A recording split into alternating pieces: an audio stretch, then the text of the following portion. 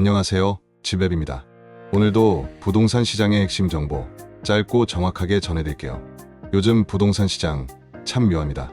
금리는 내린다는데 집값은 들썩이지 않고 대출은 풀린 것 같다가도 갑자기 문이 닫혀버립니다. 특히 최근 6억 원 대출 상한과 전입 의무 이야기가 나오면서 기계 금리나 효과를 반쯤은 잡아먹는 거 아니냐는 얘기도 있죠. 오늘은요, 금리가 0.25% 내려가면 실제로 시장이 어떻게 반응하는지, 그리고 대출 규제가 동시에 걸렸을 때 어떤 변화가 나타나는지 2025년 하반기 시나리오로 차근차근 풀어보겠습니다. 먼저 금리 이야기부터 해보죠. 한국은행이 올해 5월 기준금리를 0.25% 내렸습니다.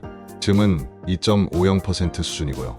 올해 2월에도 한 번 내렸으니까 상반기에만 2번 인하가 있었던 셈이죠.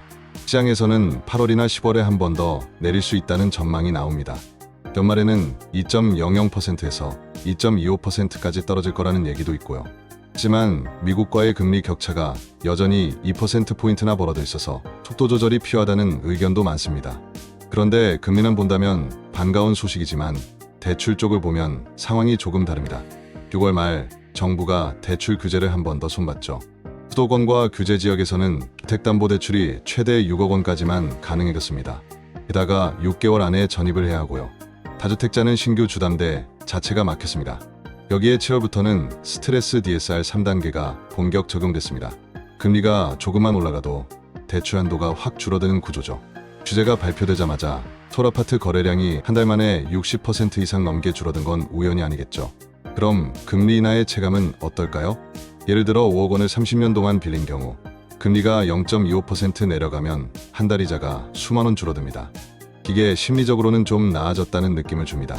문제는 대출 규제 때문에 그 5억조차 못 빌리는 사람이 많아졌다는 겁니다. 결국 금리 인하가 매수 기회를 만드는 게 아니라 대출 조건을 조금 덜 힘들게 만드는 수준에서 멈춘 거죠. 대출 규제가 강화되면 시장은 확실히 구조가 바뀝니다. 다주택자나 갭투자 수요는 거의 사라지고 실수요자 중심으로 재편되죠. 특히 6억 이하 중저가 주택, 예를 들어 노원이나 강북처럼 상대적으로 규제 영향이 더한 지역은 수요가 몰릴 가능성이 있습니다. 반대로 강남, 용산처럼 대출이 거의 불가능한 지역은 현금 부자만 움직일 수 있으니 거래 자체가 줄어듭니다. 전입 의무가 생기면 전세 시장도 영향을 받습니다.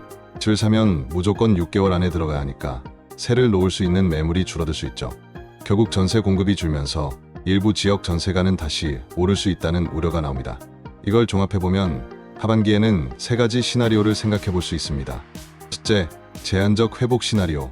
금리가 더 내리고 규제가 유지된다면 수도권 핵심지 중심으로만 거래가 조금 살아날 수 있습니다. 둘째, 냉각 지속 시나리오.